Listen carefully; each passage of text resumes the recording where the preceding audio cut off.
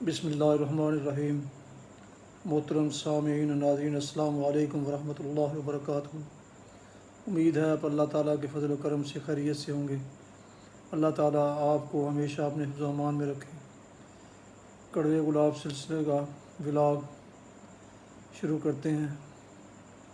یاد رہے کہ یہ مضمون جناب محمد سلیم بٹ کی کتاب کڑوے گلاب سے لیا گیا ہے۔ تو شروع کرتے ہیں آج کا ولاگ۔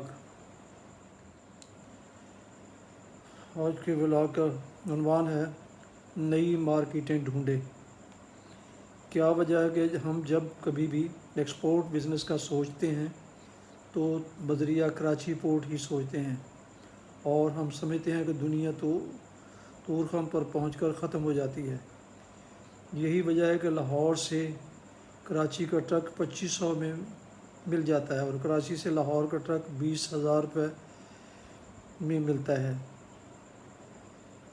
لیکن لاہور سے پشاور آنے اور جانے کا ٹرک کا ایک ہی ریٹ ہے۔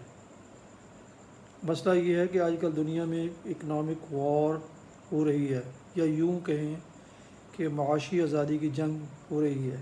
جن ملکوں نے معاشی آزادی حاصل کر لی ہے وہ آج کسی بھی بڑی سے بڑی طاقت کی بین الاقوامی فورس پر مخالفت بھی کر لیتے ہیں، اور اس کے باوجود آزاد رہ رہے ہیں۔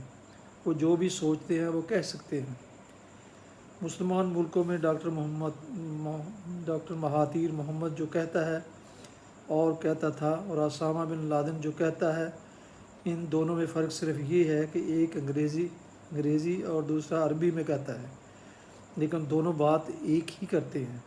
اسامہ کو یورپ دہشت گرد اور ڈاکٹر مہاتیر کو نہیں، کیونکہ اس کا ملک معاشی طور پر مضبوط ہے، لہٰذا اس سے دہشت گردی کا خوف نہیں۔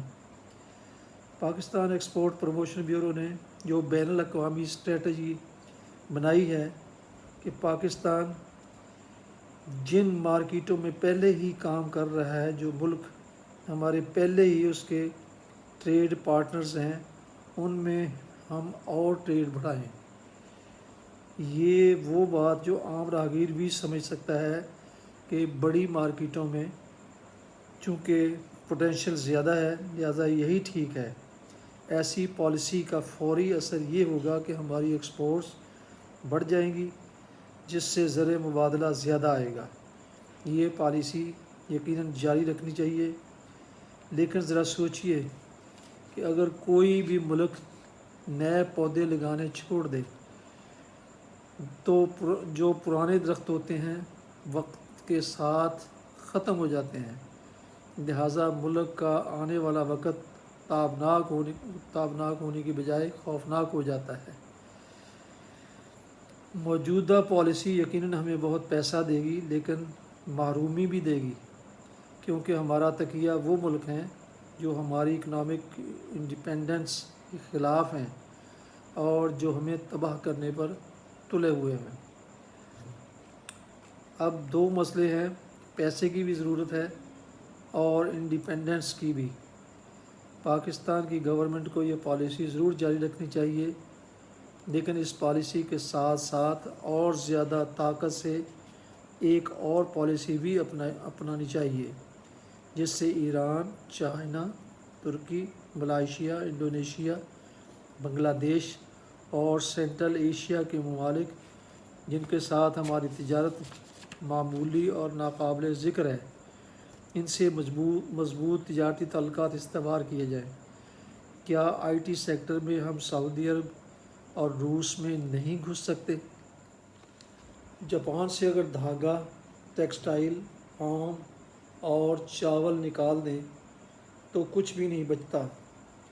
ویسے دوسری قوموں نے مسلسل تگ و دو سے ہمیں ان اشیاء سے فارغ کرنے کا منصوبہ کر لیا ہے۔ ان کے چاول اور کاٹن نہ صرف عمدہ کوالٹی کی ہے بلکہ سستی بھی۔ ساؤتھ افریقہ اور آسٹریلیا میں آم پیدا کیا جانے لگا ہے، اور جتنی جگہ پر ہم 25 درخت لگاتے ہیں وہ 75 درخت لگا رہے ہیں۔ پھر وہ درختوں کے نیچے والی جڑی بوٹیاں بھی تلف نہیں کر رہے۔ کیونکہ ان کی تحقیق نے بتایا ہے کہ یہ اوپر والے درخت کی مددگار ثابت ہوتی ہیں۔ ہم بہت سی بڑی مارکیٹوں کو بھولے ہوئے ہم صرف آسان مارکیٹوں کے پیچھے ہیں۔ معاف کیجیے، ہمارا بزنس سیکٹر بھی ڈائنامک ہے، نہ اگریسو اور نہ ہی کمپیٹیٹیو۔ پرائیویٹ سیکٹر میں جو لوگ آتے ہیں، جو چند لوگ آتے ہیں، وہ بھی حکومتوں کے منظور نظر ہیں، اور یہ لوگ ڈیوٹی ڈرا بیکس یا ریبیٹس یا ایکسپورٹ انسینٹیوز پر ہی چلتے آ رہے ہیں۔ پاکستان کے قریبی اور ہمسایہ دوست ملکوں کے ساتھ کام کرنے سے دنیا کے مقابلے میں ٹرانسپورٹ کا کمپیٹیٹیو ایج ہے۔ یہ فرق ہم میں سے کتنوں نے اویل کیا ہے؟ کسی نے نہیں۔ اور پھر ہمیں تو امریکہ، برطانیہ اور فرانس کے دوروں پر جاتا ہے جہاں مکہ ہونا چاہیے تھا۔ سینٹرل ایشیا میں ہمارے لڑکے صرف جیکٹ لے کر آئے، جہاں انہوں نے ایک طرف ملک کا نام متعارف کروایا اور دوسری طرف بدنام بھی کیا۔ ان مارکیٹوں کو ہمیں میچور کرنے کی ضرورت ہے اور پاکستان پروڈکٹس متعارف کروانے کی، تاکہ ان کی پروڈکٹس کی کوالٹی پیدا ہو سکے۔ اس کے لیے تربیت یافتہ عملے کی ضرورت ہے جو کام کرے۔ سینٹرل ایشیا کے ممالک میں پاکستان کے شیڈ بنائے جائیں، وہاں پاکستان مصنوعات پھر دی جائیں، لوگ خود بخود وہاں سے چیزیں خریدیں گے جو ساری سینٹرل ایشیا میں پھیل جائیں گی۔ ایران، ترکی، چائنا کے ساتھ لنکس بڑھائیں، ترکمانیہ کی پائپ لائن کے ساتھ ریلوے کا پروجیکٹ بنائیں۔ جب یہ روٹ شروع ہوگا تو بین الاقوامی سرمایہ کاری آئے گی۔ آپ کوشش کریں کہ کابل کی سڑک تیار ہو۔ پاکستان کی ساری کامرس پالیسی یہ دشمن ہے، یہ دوست ہے کہ نقطہ نظر پر ہے، یہ بھول جاؤ۔ اس سے ہمارا بھی اور ان کا بھی فائدہ ہے۔ محترم سامعین و ناظرین، ابھی آپ کڑوے گلاب سلسلے کا بلاگ سماعت فرما رہے تھے۔ عنوان تھا نئی مارکیٹیں ڈھونڈیں۔ یہ مضمون ہم نے جناب محمد سلیم بٹ کی کتاب کڑوے گلاب سے لیا ہے۔ محمد سلیم بٹ صاحب کڑوے گلاب کے علاوہ 5 کتابوں کے اور بھی مصنف ہیں اور کچھ کتابیں لکھ رہے ہیں جو عنقریب مارکیٹ میں آ جائیں گی۔ تو ناظرین سامعین محترم، جن نئے دوستوں نے ابھی تک میرے یوٹیوب چینل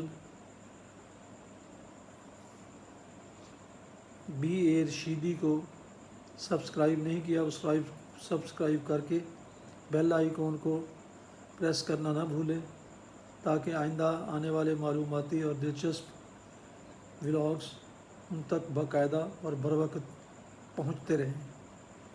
اللہ تعالیٰ آپ کا حامی و ناصر ہو۔ اللہ تعالیٰ آپ کو ہمیشہ اپنی حفظ و امان میں رکھے۔ آمین۔ السلام علیکم ورحمۃ اللہ وبرکاتہ۔